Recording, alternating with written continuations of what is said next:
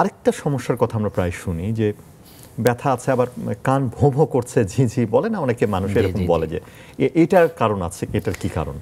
এটা আমরা যারা ডক্টর আছি আমরা সীমাবদ্ধতা থাকে প্রত্যেকটা সাবজেক্টে। আপনি জানেন যে আমাদের এটা একটা সীমাবদ্ধতা, যে আমাদের কাছে মানুষ আছে কারণ শোষ শব্দ হয়, এটাকে আমরা মেডিকেল ভাষায় টিনিটাস। তো এই টিনিটাসের চিকিৎসা সারা ওয়ার্ল্ডে এখনো মানে আবিষ্কার হয় নাই সত্যিকার অর্থে। এবং টিনিটাসের ম্যাক্সিমাম ক্ষেত্রে টিনিটাসের কি কারণ সেটা খুঁজে পাওয়া যায় না।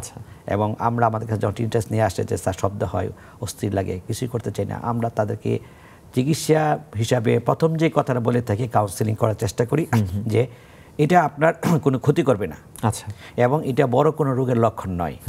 আমরা বলি এটা মেনে নিতে, এটাকে আপনি যত অ্যাটেনশন দিবেন এটা আপনার অস্বস্তির কারণ হবে, এটাকে যত ইগনোর করা যায় তত এটা আপনার জন্য মঙ্গল। এটা হচ্ছে 1 নাম্বার, কারণ এটা বড় কোনো রোগের লক্ষণ নয়। আর চিকিৎসা হিসাবে আমরা স্পেসিফিক ডাক বেরিয়েছে সেগুলো আমরা দেওয়ার চেষ্টা করি, সেই ক্ষেত্রে কারো কাজ হয় কারো হয় না। তো অনেক সময় একটা সময় ছিল যখন মানুষ কেমি গড়ি ছিল, এই গড়ির টিকটিক শব্দ হতো, রাত্রেবেলা সেটা নিয়ে ঘুমাতো।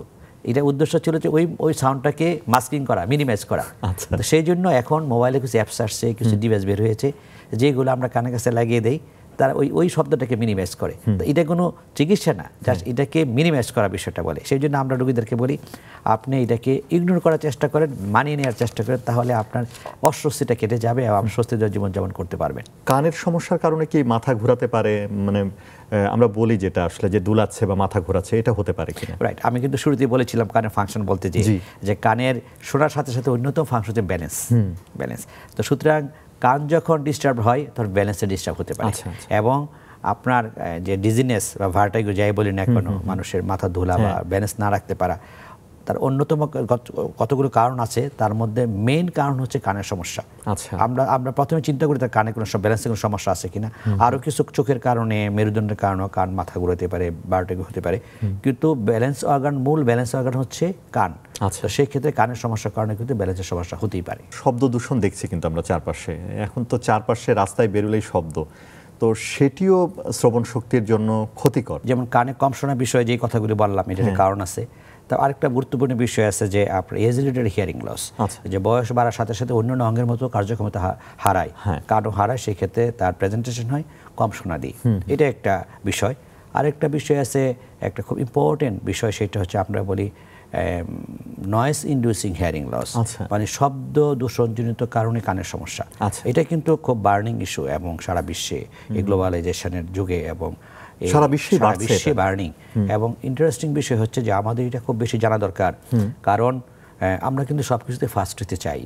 যেমন আমি শিক্ষা দীক্ষায়, অর্থনীতিতে ফার্স্ট হতে চাই, কিন্তু আমরা কিন্তু 2-1টা বিষয়ে ফার্স্ট। এর মধ্যে হচ্ছে পলিউশন।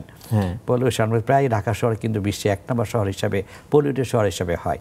এবং আরেকটা বিষয়, গুরুত্বপূর্ণ বিষয় হচ্ছে যে ঢাকা শহর হচ্ছে সারা ওয়ার্ল্ডের মধ্যে সবচেয়ে নয়েজি শহর।